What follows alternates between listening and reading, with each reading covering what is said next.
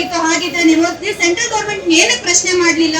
ಇವತ್ತು ನಾನು ಲೋನ್ ತಗೊಂಡಿದ್ದೀನಿ, ಲೋನ್ ಕಟ್ತಾ ಇದ್ದೀನಿ. ಏಕಾಏಕಿ ಒಂದು ತಿಂಗಳಿಂದ ನಾನು ವ್ಯಾಪಾರ ನಿಲ್ಸಿರೋದ್ರಿಂದ ನಾನು ಲೋನ್ ಕಟ್ಟಕ್ ಆಗ್ತಾ ಇಲ್ಲ. ಲೋನ್ ಕಟ್ಟಿಲ್ಲ ಅಂದ್ರೆ ಅದೇ ಸೆಂಟ್ರಲ್ ಗೌರ್ಮೆಂಟ್ ಅವರಾಗ್ಲಿ, ಸ್ಟೇಟ್ ಗೌರ್ಮೆಂಟ್ ಆಗ್ಲಿ ಅಥವಾ ಪ್ರೈವೇಟ್ ಲೋನ್ಸ್ ಅವರಾಗ್ಲಿ ನಮ್ಮನೆ ಮುಂದೆ ಬಂದು ನಿಂತ್ಕೊಳ್ತಾರೆ ಲೋನ್ ಕಟ್ಟಿಲ್ಲ ಅಂತ ಹೇಳ್ಬಿಟ್ಟು. ಸರಿ, ಎಷ್ಟು ಜನ ಹೆಂಗಸ್ರು ಅವ್ರ ಮಕ್ಳಿಗೆ ಫೀಸ್ ಕಟ್ಟಿಲ್ಲ? ಇದು ಸ್ಕೂಲು ಕಾಲೇಜು ಶುರು ಆಗೋಂತ ಟೈಮ್ ಇದು. ಎಷ್ಟು ಜನ ಫೀಸ್ ಕಟ್ಟಕ್ ಆಗ್ದಿರೇನೆ ಮಕ್ಳನ್ನೆಲ್ಲ ಸ್ಕೂಲಿಂದ ಆಚೆ ಕಳ್ಸಿದ್ದಾರೆ. ಅದು ಸರ್ಕಾರ ಕಣ್ಣಿಗೆ ಕಾಣಿಸ್ತಾ ಇಲ್ಲ. ಅದೇ ಮಳೆಗಾಲ ಇನ್ನು ಶುರು ಆಗ್ತಾ ಇದೆ ಅಂತ ಹೇಳಿ ಮಧ್ಯರಾತ್ರಿ ಹೋಗ್ಬಿಟ್ಟು ಮೋರಿಗಳು ಸರ್ವೆ ಮಾಡ್ತಾ ಇದ್ದಾರೆ. ಯಾವ ಮೋರಿ ಕಟ್ಕೊಂಡಿದೆ, ಯಾವ ಮೋರಿ ನಾಳೆ ದಿನ ಬ್ಲಾಕ್ ಆಗುತ್ತೆ ಅದನ್ನ ಸರ್ವೆ ಮಾಡ್ತಾ ಇದ್ದಾರೆ ಅಧಿಕಾರಿಗಳು ಹೋಗ್ಬಿಟ್ಟು. ಒಂದು ದಿನಕ್ಕೂ ಬೀದಿ ಬದಿ ವ್ಯಾಪಾರಿಗಳನ್ನ ಎತ್ಸಿದ ಮೇಲೆ ನಮ್ಮ ಹತ್ರ ಬಂದು ನಿಮಗೆ ಏನ್ ಕಷ್ಟ ಆಗ್ತಿದೆ, ಇವತ್ತಿನ ದುಡಿಮೆಗೆ ಏನ್ ಮಾಡ್ತಿದ್ರೆ, ಇವತ್ತಿನ ಊಟಕ್ಕೆ ಏನ್ ತಿಂತೀರಾ ನಿಮ್ ಮನೆಯಲ್ಲಿ ಅಂತ ಒಬ್ಬ ಅಧಿಕಾರಿಯಾಗ್ಲಿ ಒಂದು ಸರ್ಕಾರದವರಾಗ್ಲಿ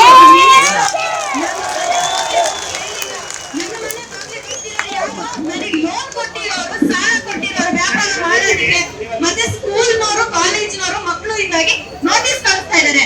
ನನಗೆ ಇವತ್ತಿನವರೆಗೂ ಯಾವ ನೋಟಿಸ್ ಬಂದಿಲ್ಲ, ಏನು ಬಂದಿಲ್ಲ. ಅದೇ ನಮ್ಗೆ ಈ ತೊಂದ್ರೆ ಅಂತಾಗ ಏಂತಕ್ಕೆ ಇವ್ರು ಬರ್ತಾ ಇಲ್ಲ? ಇವತ್ತು ಹೇಳ್ತಾ ಇದಾರೆ ನಾವು ಹೈಕೋರ್ಟ್ ಹೋಗ್ತೀವಿ, ಮತ್ತೊಂದು ಯಾವ ಅಪೋಸಿಷನ್ ಪಾರ್ಟಿ ಅವರು ಮಾತಾಡ್ಲಿಲ್ಲ. ಅವತ್ತು ನಿಮ್ಮನ್ನ ಎತ್ತಿಸ್ತಾರೆ ಅಂತ ಹೇಳ್ತಿ ಅವ್ರನ್ನ ಮೀಟಿಂಗ್ ಕರೆದಾಗ ಯಾವ ಅಪೋಸಿಷನ್ ಪಾರ್ಟಿ ಅವ್ರು ಮಾತಾಡಿದ್ರು? ತಡಿಬಹುದಾಗಿತ್ತು, ಎಲ್ಲ ಕೈಲೂ ತಡೆ ಅಧಿಕಾರ ಇತ್ತು, ಆದ್ರೆ ಯಾರು ತಡಿಲಿಲ್ಲ.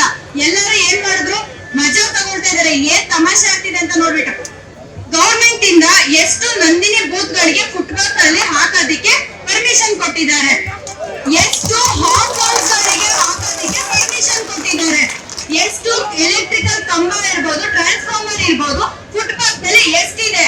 ದೇವೇಗೌಡ ಪೆಟ್ರೋಲ್ ಬಂಕ್ ಆಪೋಸಿಟ್ ಅಲ್ಲೇ 3 ಅಡಿನೂ ಇಲ್ಲ ಫುಟ್ಪಾತ್, 4-5 ಬಸ್ ಸ್ಟಾಪ್ಸ್ ಇದಾವೆ ಅದೇ ಫುಟ್ಪಾತ್ ಅಲ್ಲೇನೆ. ಫುಟ್ಪಾತ್ ಅಲ್ಲಿ ಜನ ಓಡಾಡೋದಕ್ಕೆ ಇರೋದಾದ್ರೆ ಆ ಬಸ್ ಸ್ಟಾಪ್ಸ್ ಗೌರ್ಮೆಂಟ್ ಅವ್ರು ಏನಕ್ಕೆ ಹಾಕಿದ್ದಾರೆ? ಅದು ಸಿಗ್ನಲ್ ಆಗಿ 10 ಮೀಟರ್ ಒಳಗೆ ಹಾಕಿದ್ದಾರೆ ಬಸ್ ಸ್ಟಾಪ್ಸ್ ಗಳನ್ನ. ಅದೇ ಗೌರ್ಮೆಂಟ್ ಕಾಣಿಸ್ತಾ ಇಲ್ಲ. ನೀವು ಬೆಂಗಳೂರು ಸುಂದರೀಕರಣ ಮಾಡ್ಬೇಕಲ್ವಾ? ಸುಂದರೀಕರಣ ಮಾಡೋದಕ್ಕೆ ಬೀದಿ ಬದಿ ವ್ಯಾಪಾರಿಗಳನ್ನ ಬಲಿ ಕೊಡ್ಬೇಡಿ. ಅಷ್ಟೇ ಇದ್ರೆ ನೀವು ಒತ್ತುವರಿ ಮಾಡಿರುವಂತ ಕೆರೆಗಳನ್ನ ನಮ್ ಬೆಂಗಳೂರು ಜನಕ್ಕೆ ಫಸ್ಟ್ ಬಿಟ್ಕೊಡಿ, ಆಮೇಲೆ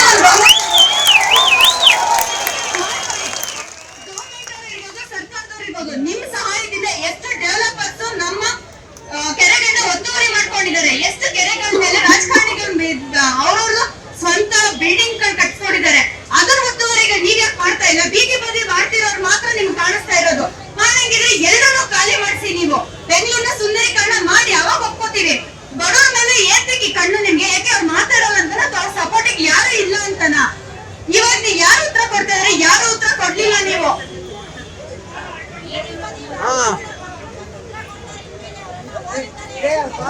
ಹೌದು, ಬೀದಿ ಬದಿ ವ್ಯಾಪಾರಸ್ಥರು ಮಕ್ಕಳು ಎಷ್ಟು ಜನ ಆಗಿವೆ ಎಜುಕೇಟೆಡ್ಸ್ ಇಲ್ಲಿ.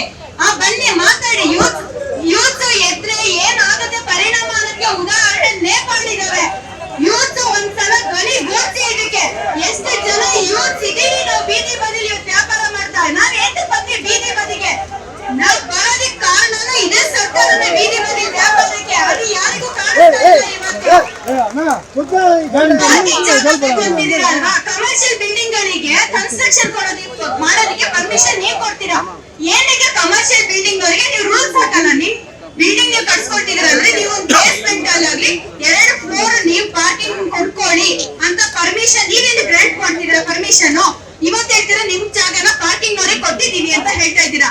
ಬೀದಿ ಬಗ್ಗೆ ವ್ಯಾಪಾರಸ್ಥರು ಯಾರು ಬದುಕ್ತಾ ಇಲ್ಲ. ಅದರಿಂದ ಬಿಲ್ಡಿಂಗ್ ಗಳಿಗೆ ಪರ್ಮಿಷನ್, ಕಮರ್ಷಿಯಲ್ ಬಿಲ್ಡಿಂಗ್ ಗಳಿಗೆ ಪರ್ಮಿಷನ್ ಕೊಡ್ಬೇಡಿ. ನಿಮ್ ಪಾರ್ಕಿಂಗ್ ಇಲ್ಲ ಅಂದ್ರೆ ನಾನ್ ಪರ್ಮಿಷನ್ ಕೊಡೋಲ್ಲ ಸರ್ಕಾರದಿಂದ ಅಂತ ಹೇಳಿ ಸ್ಟ್ರಿಕ್ಟ್ ಆಗಿ. ಎಷ್ಟು ಪ್ರೈವೇಟ್ ಸ್ಕೂಲ್ಗಳು ಮೇನ್ ರೋಡ್ ಕಟ್ಸಿದೀರಾ ನೀವು? ಎಷ್ಟು ಪ್ರೈವೇಟ್ ಸ್ಕೂಲ್ಗಳಿದಾವೆ ಮೇನ್ ರೋಡ್ ಅಲ್ಲಿ? ಬೆಳಿಗ್ಗೆ 8 ಗಂಟೆಯಿಂದ 10 ಗಂಟೆವರೆಗೂ ಬ್ಲಾಕ್ ಆಗುತ್ತೆ. ಸಂಜೆ ಮತ್ತೆ 3 ಗಂಟೆಯಿಂದ 3:15 ಪ್ರೈವೇಟ್ ಸ್ಕೂಲ್ ಬಿಡೋ ಟೈಮಲ್ಲಿ ರೋಡ್ ಬ್ಲಾಕ್ ಆಗ್ತಾ ಇದೆ. ಅದ್ಯಾಕೆ ಕಾಣಿಸ್ತಾ ಇಲ್ಲ ನಿಮ್ ಕಣ್ಣಿಗೆ? ಮಾಡಿ ಅವತ್ತಕ್ಕೂ ರೂಲ್ಸ್. ಇಂಥ ಜಾಗದಲ್ಲೇ ಇರ್ಬೇಕು ಸ್ಕೂಲ್ಗಳು, ಇಂಥ ಜಾಗದಲ್ಲೇ ಗ್ರೌಂಡ್ ಇರ್ಬೇಕು, ಇಂಥ ಜಾಗದಲ್ಲೇ ಮಾಲ್ಗಳು ಇರ್ಬೇಕು ಅಂತ ನಮಗೆ ಹೇಳ್ತಾರೆ ಮಿನಿಸ್ಟರು. ಮೇನ್ ರೋಡ್ ಬಿಟ್ಟು ಪಕ್ಕದ ರೋಡ್ ಹೋಗಿ ವ್ಯಾಪಾರ ಮಾಡಿ ಅಂತ ಹೇಳ್ತಾರೆ. ಒಬ್ರು common sense primary location secondary location difference ತಿಳ್ಕೊಳ್ಳಿ. ಆಯ್ತು, ಇದೇ ಸರ್ಕಾರದವರು ತಮ್ಮ ಸ್ವಂತ ಊರುಗಳಲ್ಲೇ ಮಾಲ್, ಹಾಸ್ಪಿಟಲ್, ಸ್ಕೂಲ್ ಮಾಡ್ಬೇಕಾಗಿತ್ತು. ಬ್ಯಾಂಗ್ಳೂರೇ ಏನಕ್ಕೆ ಬೇಕಿತ್ತು ಅವರಿಗೆ ಸ್ಕೂಲ್, ಮಾಲ್, ಹಾಸ್ಪಿಟಲ್ ಮಾಡಕ್ಕೆ? ಯಾಕೆ ಬೆಂಗಳೂರು ವ್ಯಾಪಾರ